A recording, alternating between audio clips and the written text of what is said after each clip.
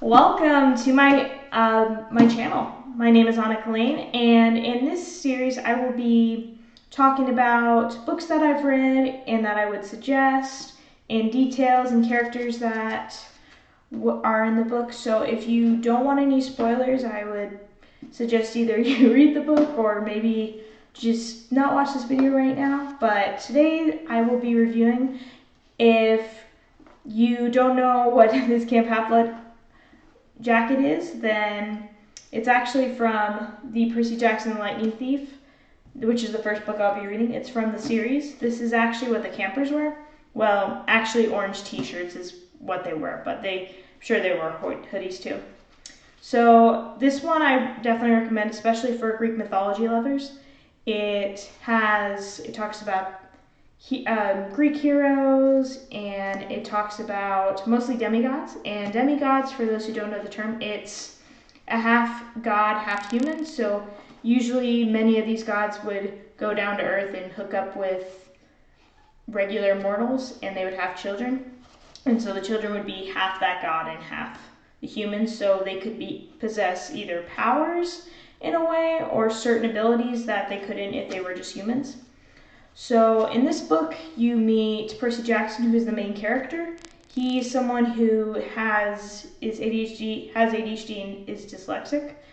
Basically, he has a hard time in school, not just because of that, but because he gets in a lot of fights.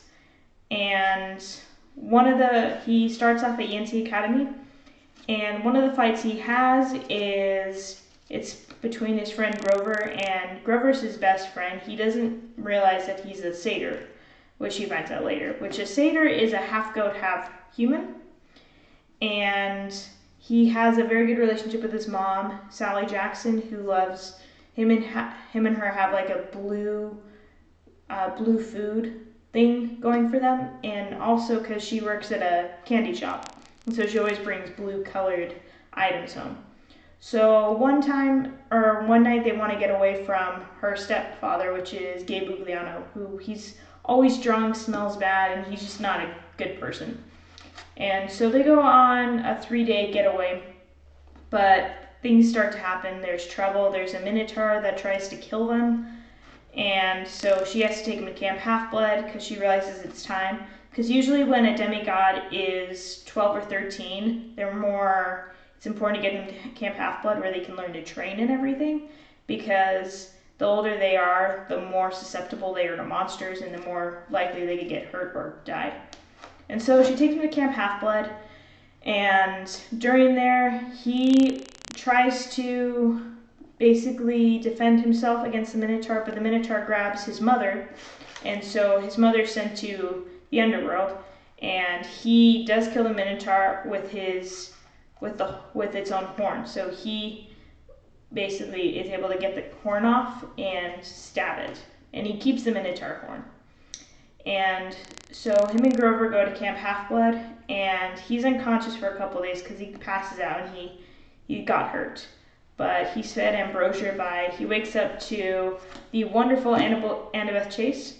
And I love Annabeth. A little background about her: she is the daughter of Athena. She has blonde hair. She's very athletic, very smart, because her mother is the daughter of wisdom. And so they do become friends over time, but Chiron he also meets, who is he's the centaur, and he's part of the camp, not part of the camp, I mean in leadership. Dionysus, the god of money, is actually like the leader of the camp, but he was sent there for 100 years because of a mishap that happened with Zeus's father, and so he punished him for 100 years, and he's been there for 50 years already. So Chiron welcomes him, and Percy eventually is given a quest, and Annabeth's upset because she's always wanted a quest. She's been there for 5 years now, because they're all 12 years old. Not all of them, but the 3. Even though Grover is older in satyr years. But they go on this quest to go find Percy's been targeted. People think he stole the lightning bolt, which he didn't, and the lightning bolt belongs to Zeus.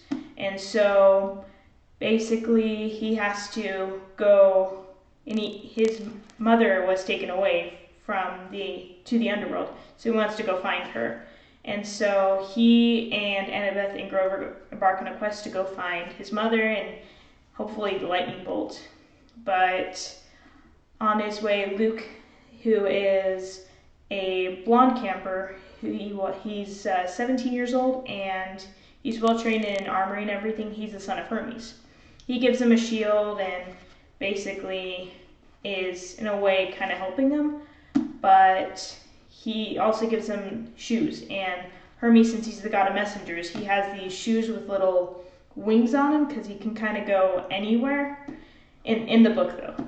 And so he knows that Zeus would be, if he tried to go fly, he knew Zeus would try to kill him because he thinks he stole the lightning bolt. So he gives him to Grover, but then Grover's almost killed because the shoes almost hit him off the cliff. So on the way there, they go through different obstacles. They run into Ares, the god of war. He basically tells him to go he wants him to bring him back an item and from the lava tunnel. And so Annabeth and Percy go in there, and Annabeth is basically teasing him and telling him not to do this or anything, and that basically she'll hurt him if he tries anything. But they bring it back in. Ares and Percy don't get on good terms at all. In fact, he doesn't like him at all. And Ares is the god of war, but his daughter Clarice and Percy actually don't get along either. She's in a way, the bully in the first one, because Percy and her, during Capture the Flag, they go into Clarice literally goes after him, but there was a toilet mishap where toilet water kind of flooded Clarice, so she's angry with him about that. But they eventually make it to Underworld, Tartarus, and they have to go through Cerberus, and Cerberus is the three-headed dog in Tartarus, and they finally make it to Hades. And Percy was in the movie, he has to go find the three pearls, but in fact he actually was given the three pearls by the creature in the ocean. And so they get there, and Hades won't let his mom go. Or, well, not that way, but the only way to leave the underworld is if you have the pearls, or unless, because it'd just be really difficult to get out. And so they each step on it, and Percy's mother stays there for longer, but Hades eventually lets her go. And so they make it back, and they realize that and he returns the lightning bolt because he finds out that the lightning bolt was in the shield the whole time. No, I'm sorry. That is from the movie. I got confused. What happens is Ares and Percy have a fight on the beach, and they don't show that in the movie, but he finds out that Ares was part of that whole problem that happened with the lightning bolt. And so he gets the lightning bolt, Percy, and he goes and returns it to Olympus to clear his name and say that he wasn't the one who did it. And at the end of the book, they make it back to Camp Half-Blood, and everything is going great. He meets up with Luke, and he was going to go sword fight with him. But Luke, he had other plans. In fact, Luke Castellan, he was the one who stole the lightning bolt. And Ares was part of that scheme, but it was those two that were the enemies. And so Luke leaves something for Percy. It's a scorpion, and as soon as it stings him, Percy becomes weak, and he's literally almost dies if it weren't for the hospital care. And then Luke goes on the Princess Andromeda, which is in the Sea of Monsters, and his goal is in resurrecting Kronos, basically. And Kronos is the father of all the major gods, so he actually, if you know Greek mythology, you would know that he swallowed his kids because his father, he had to kill his father, and his father said that one day one of your children will try to kill you. And so in order to prevent that, he thought swallowing them would be the best way. And they did not get out. I mean, they grew up in there, but since they were gods, they were able to minimize their size. And eventually what happens is Zeus was the one who got all the siblings out and had to kill his dad. And so Luke wants to resurrect him because he's angry at the gods, especially his father.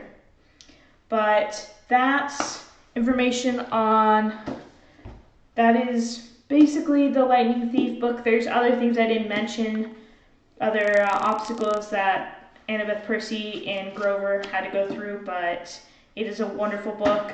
I hope you do read it. If you've already read it and you're watching this channel, I hope you enjoyed it. Thank you so much for watching. I hope you have a lovely day.